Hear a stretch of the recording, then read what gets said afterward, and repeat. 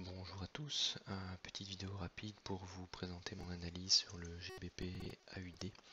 Alors je vous ai tracé le FIBO allant du sommet de septembre 2001 jusque le plus bas en avril 2013. Donc vous voyez que on a eu une grande impulsion baissière qu'on a corrigée ici en 3 temps, donc 1, 2 et 3 pour aller rechercher le FIBO des 50%. Vraiment tip top. On a ensuite entamé une vague baissière, celle-ci, dont j'ai tracé le FIBO ici en noir, et on entame donc une correction. Vous voyez ici une impulsion et puis une montée très lente qui corrige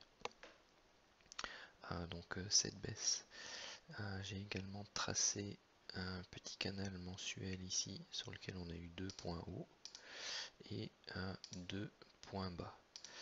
Il y en a un second qui se trouve ici mais que j'ai plutôt ajusté sur l'hebdomadaire. Petite parenthèse également pour ceux qui l'utilisent, donc ici vous voyez mon indicateur sur le, donc c'est le King RSI qui donne je dirais des signaux intéressants, que ce soit en mensuel, hebdomadaire ou journalier sur le GBP AUD. Donc vous voyez que bon, l'achat se fait ici. On peut prendre beaucoup sur celui-ci. L'achat se fait sur les 2,39. Bon, au plus haut ici on serait arrivé, puisque ce sont des barres mensuelles à 2,41. Donc il y avait déjà pas mal de points à se faire, puisque les points, bon, c'était 200 points. Ainsi de suite pour les autres signaux. Vous pouvez les regarder, mettre pause sur la vidéo, essayer de regarder un peu, mais ou le faire vous-même. Vous verrez que régulièrement il donne de très très bons signaux, surtout couplés avec des niveaux chartistes ou des niveaux FIBO. Ensuite l'hebdomadaire. Donc vous voyez ici donc le fameux canal dont je vous parlais, que j'ai tracé. Ce qui m'intéresse, c'est la zone actuelle dans laquelle on se situe.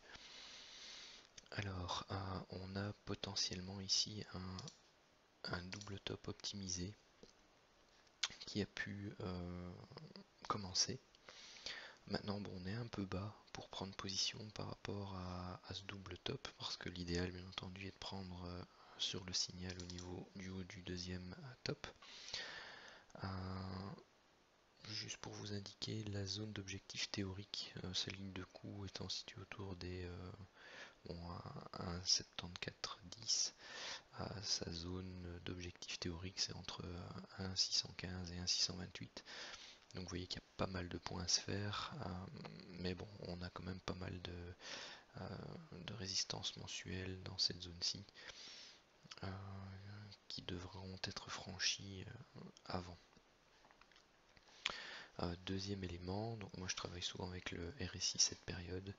Vous voyez qu'ici on a une divergence entre les deux derniers sommets hebdomadaires et le RSI. En journalier, je me suis intéressé donc en termes de décompte héliotiste plus sur la dernière vague de hausse, qui est un très beau spécimen de vague en 5 temps haussier. Donc il faut prendre le décompte hebdomadaire, donc 1, 2, 3, 4 et 5.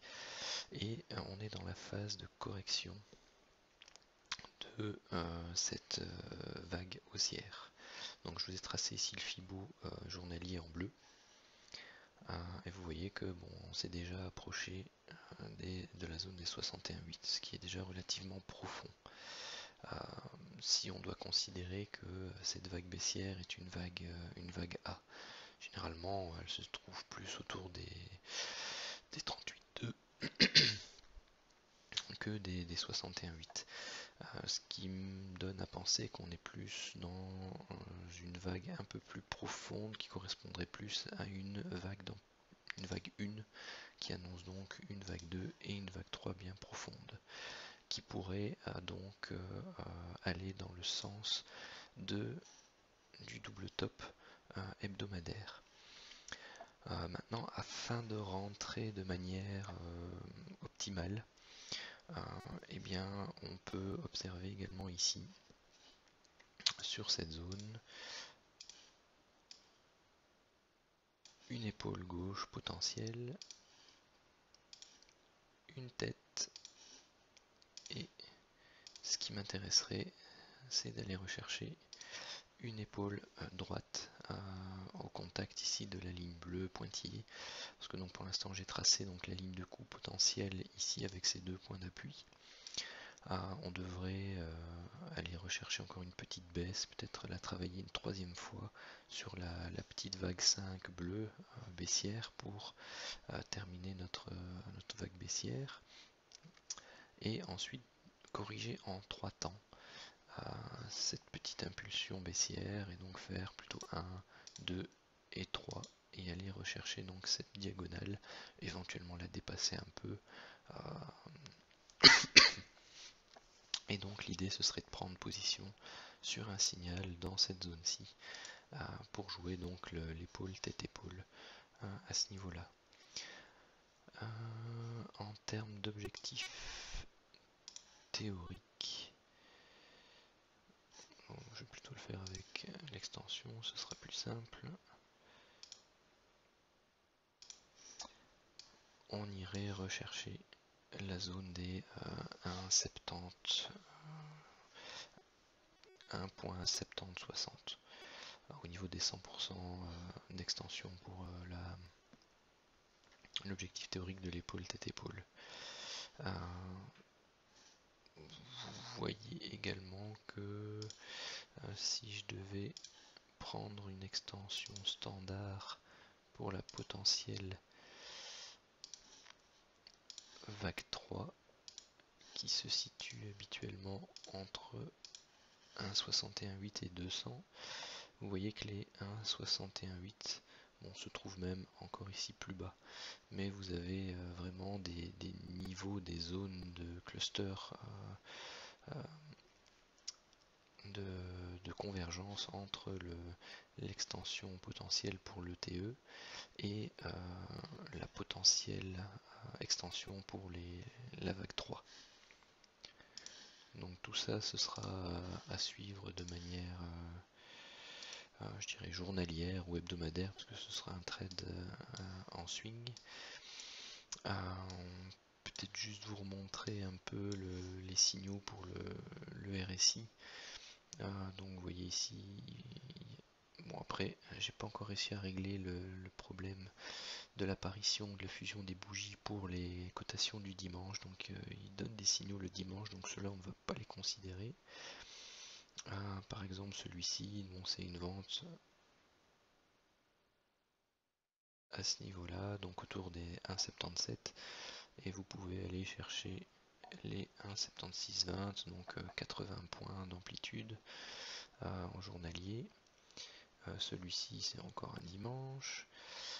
Celui-là c'est un mardi, donc ici on le prend à ce niveau-là, donc au niveau des 1,7665. Bon là on peut aller rechercher pas mal. Ici c'est un vendredi, donc une vente autour des 1,8270 et on peut aller rechercher les 1,8220, donc ici 50 points d'amplitude. Après tout dépendra évidemment, comme pour chaque indicateur ou chaque technique, le money management qui est appliqué. Ici on prend position autour des 1,8060 et on peut aller rechercher les 1,8234, donc plus de 170 points, ainsi de suite. Donc celui-ci ça sera un petit par exemple. Maintenant ce qui est intéressant c'est de souvent le coupler avec des niveaux, avec des fibos, des canaux, ce genre de choses, un peu comme l'indicateur de VAM. Mais vous voyez que bon, il donne très souvent, sauf quand il les donne le dimanche, encore un dimanche, un mardi, magnifique.